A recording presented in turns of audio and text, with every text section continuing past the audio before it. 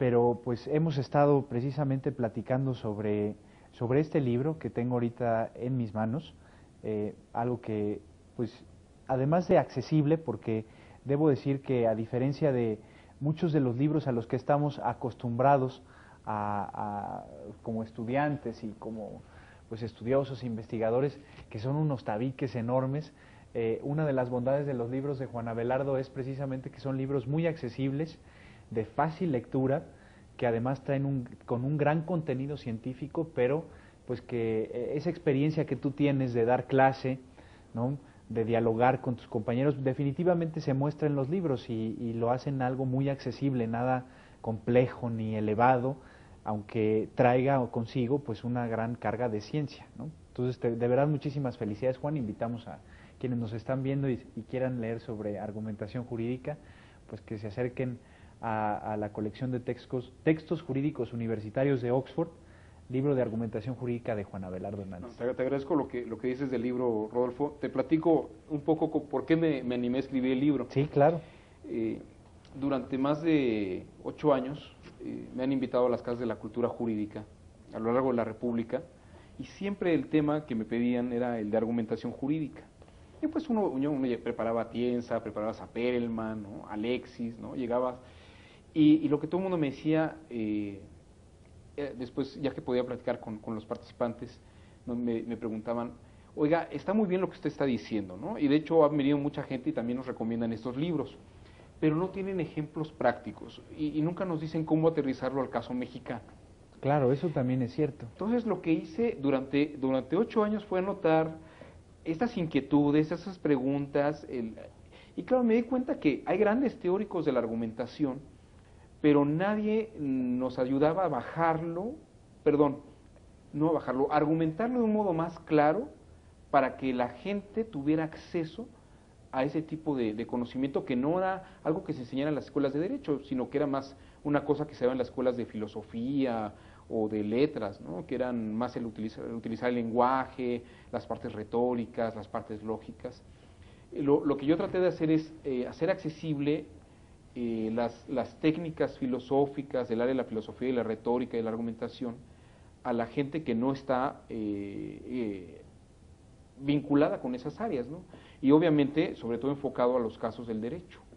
¿Y qué ejemplos plasmas aquí de lo que estás diciendo, de ese aterrizar muchas de las cosas de la argumentación y la lógica al campo del derecho y pues al campo del ciudadano común y corriente? Mira, hay formalizaciones que parecerían que son muy obvias, pero a la hora que uno trata de argumentar, la ley permite cierto tipo de argumentaciones en ciertas formas, pero a veces no sabemos plantearlas, ¿no?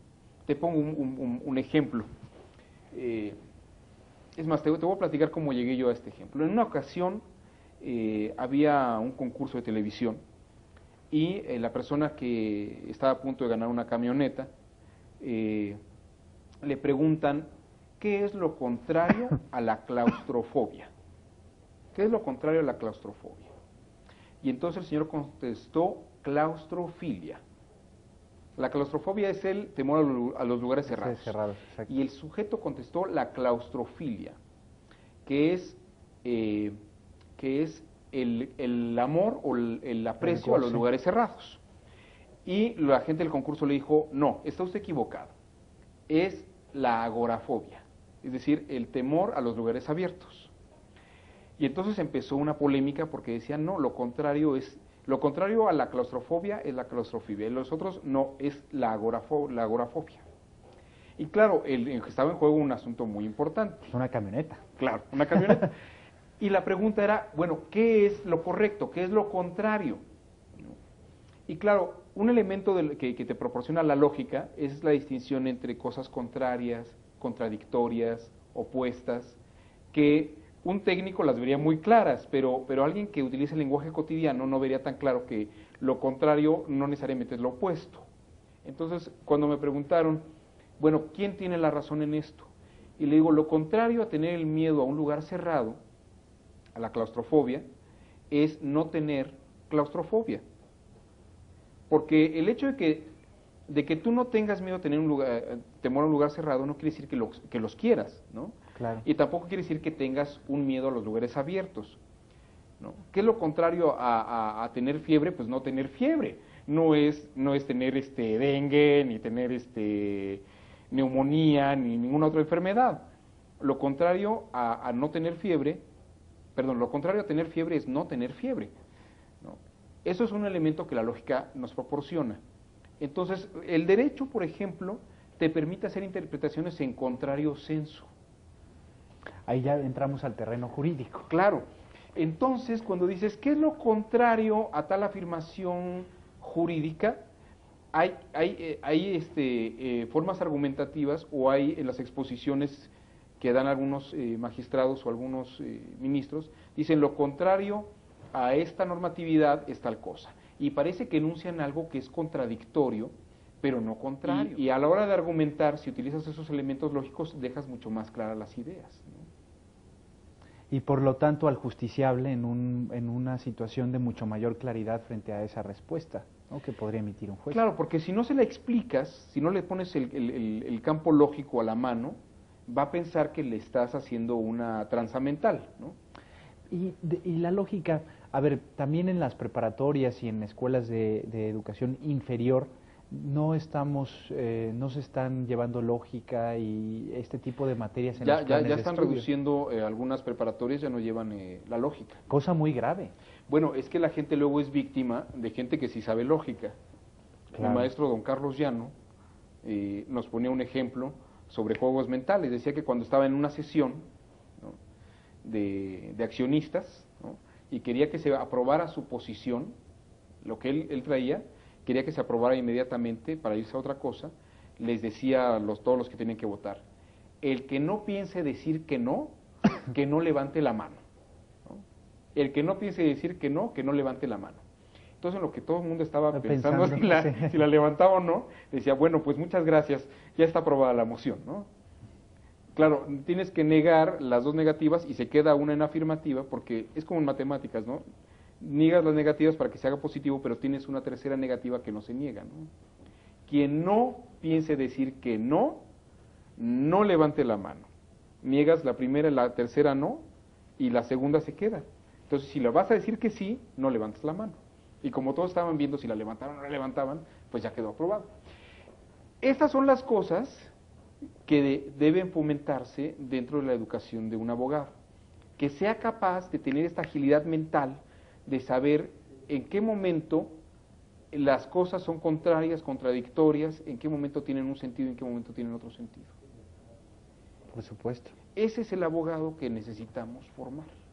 ¿Y qué dirías ahora? Ya estamos en la recta final de este último segmento del programa. Ahora a las escuelas de Derecho, a final de cuentas este programa es de la PEA, esta alianza que tenemos varias facultades de Derecho, y acerca de la argumentación, ¿no? Y pues su implementación en los planes de estudio. Bueno, yo lo que veo es que efectivamente las escuelas de la PEA han hecho una labor interesante, ya están dando argumentación. Sobre todo lo que yo creo ahora es que deben empezar a implementar estos elementos de psicología que ayudan, que son muchos juegos mentales, son gimnasias mentales, que a la hora de utilizar la ley permiten entender sentidos y contrasentidos que la ley aparentemente tiene. Si uno tiene esta agilidad para resolver ese tipo de problemas mentales, le puede ayudar al operador de la ley a manipularla y dirigirla y hacer que el texto verdaderamente se mueva hasta donde permite, ¿no? Recordemos que el texto no es una letra cerrada. Las palabras siempre están sujetas al lector. Entonces, el que interpreta la norma, si tiene esta capacidad mental desarrollada de flexibilizar lógicamente lo que el texto está diciendo, no lo está violando, simplemente está infiriendo lo que por lógica y por claridad argumentativa la ley le permite hacer, ¿no? Ver hasta dónde la ley en un contrario sensu tiene lógica, qué opuestos y qué oposiciones no tiene, ¿no? Y sobre eso manejarla de un modo más elegante. una persona que tiene cultura jurídica hace un manejo elegante de la ley. Y eso es lo que hace que un abogado, pues no sea, y un juzgador, no sea alguien que piense que solamente tiene un sentido la norma, ¿no? Kelsen decía que aquel que dijera que la norma tiene un solo sentido, no está haciendo derecho, está haciendo política. Hombre.